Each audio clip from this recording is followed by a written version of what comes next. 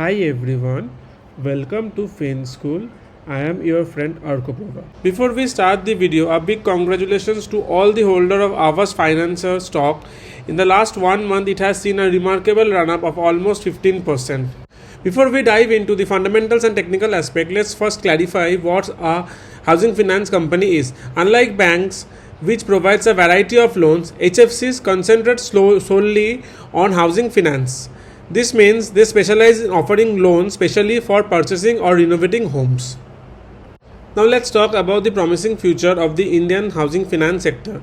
The market size currently stands at a whopping 29.8 trillion rupees with a year-on-year growth rate of 14 to 15% CAGR. As of March 2023, the growth is remarkable, especially when compared to India's overall growth rate of 7%. In fact, this sector is expanding at a rate twice that of our nation's growth, making it a true growth stock. Moreover, HFCs holds a significant 32% share of the total market, showcasing their substantial presence in the industry. Now take a look at what does the company do. If you look at the highlighted section of the snippet from their website, you will notice that the company is registered as a housing finance company. They are dedicated to providing housing loans to customers from the low and middle income segment, with a particular emphasis on semi-urban and rural areas. Additionally, they cater to people who might not have proper documents like IT returns or salary slip, which often lead them to be excluded by the larger housing finance companies and banks. If you examine their AUM mix, you will notice that 99% of the loan are distributed to retail customers. Inside that, as you can see, almost 60% are self-employed while 40% are salaried individual. Even though many of these customers are self-employed, some don't even have income proof.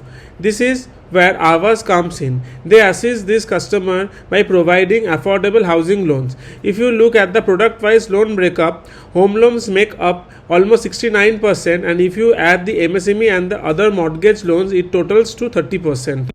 When looking at the risk profile, it's important to remember that while big business might default, everyday folks like you and me still have to keep up without EMIs.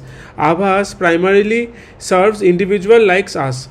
Plus, even if someone defaults, Aavas have the house as collateral. An average loan ticket size is almost less than 10 lakhs, making it well diversified. So in summary, Aavas manages its loan in a way that significantly reduces its risk.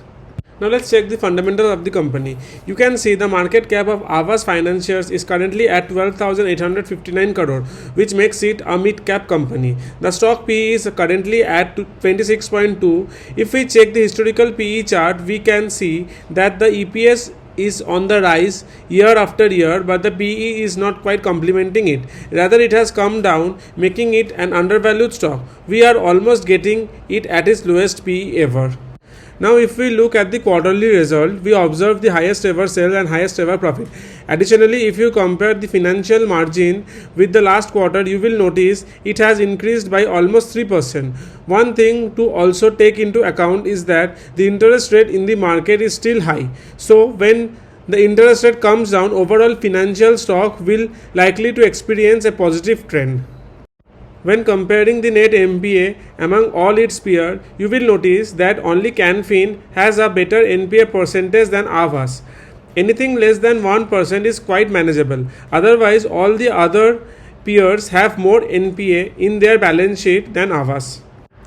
If you check the profit and loss statement, you will see that sales are at all-time high and the profit are also at all-time high. One more thing to note is that if you check this snippet, you will see that the AUM is growing at a healthy rate and the branches are also increasing every financial year.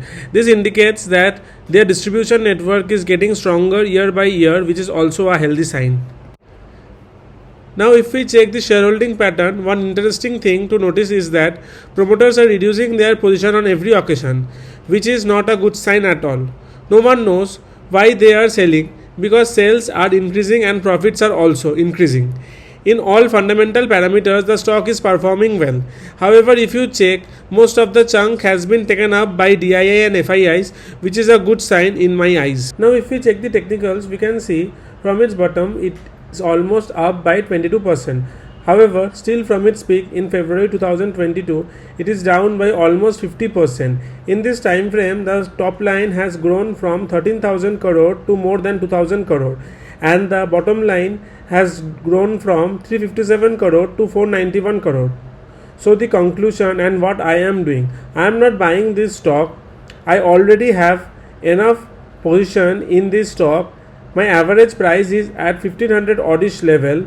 So to cut the long story short, at this moment I am not buying, but if it falls by 150 points, then I will again start buying it. Before buying or selling, you should do your thorough research and make your own conviction on whether to sell it or to buy it. However, I hope you like this video. Please subscribe to my channel. I wish to see you in my next video. Thank you.